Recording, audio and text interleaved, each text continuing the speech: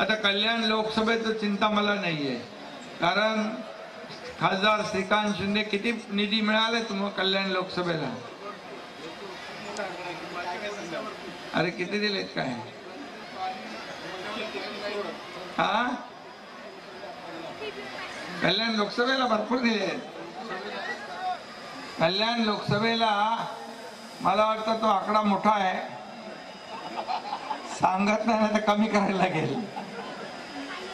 आणि म्हणून त्याच्या मागे उद्देश एवढाच आहे की आपल्या नागरिकांना चांगले रस्ते मिळाले पाहिजे, पाणी मिळालं पाहिजे, दिवाबत्ती मिळाली पाहिजे, विरंगुळ्याची साधनं मिळाली पाहिजे आणि यामध्ये सर्वांनाच न्याय देण्याचं काम झालं पाहिजे.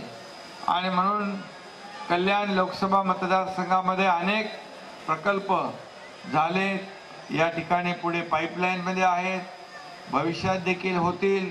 आणि म्हणून खासदार डॉक्टर श्रीकांत शिंदे यांचं देखील मी अभिनंदन करतो. एक चांगला खासदार तुम्हाला लाभलेला आहे आणि आपल्याला आपल्या टीमला देखील सगळ्यांनाच मी मनापासून धन्यवाद देतो की आता मला खरं म्हणजे ठाणे जिल्हा नाही, महाराष्ट्रामध्ये सगळीकडे फिरायचं आहे आणि ठाणे जिल्ह्यामध्ये तुम्ही सगळ्यांनी मुख्यमंत्री बनून काम करायचं आहे एवढंच या प्रसंगी सांगतो, कारण मी जमिनीवरचा माणूस आहे. आज आपण मुंबईमध्ये स्वच्छतेला महत्त्व दिलं आहे, डीप क्लीन ड्राईव्ह आपण सुरू केलेला आहे.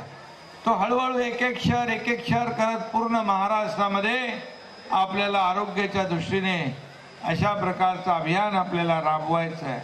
आपल्याला माहीत आहे की 2014-15 मध्ये आदरणीय देशाचे प्रधानमंत्री मोदी साहेबांनी स्वच्छ भारत अभियान राबवलं, तेव्हा काही लोकांनी टीका केली, फोटो सेशनचा हा कार्यक्रम आहे. परंतु आज स्वच्छतेचं महत्त्व या देशातल्या सगळ्यांना पटलेलं आहे आणि म्हणून मुंबई स्वच्छ सुंदर निरोगी करताना आपला ठाणे जिल्हा देखील मागे राहणार नाही.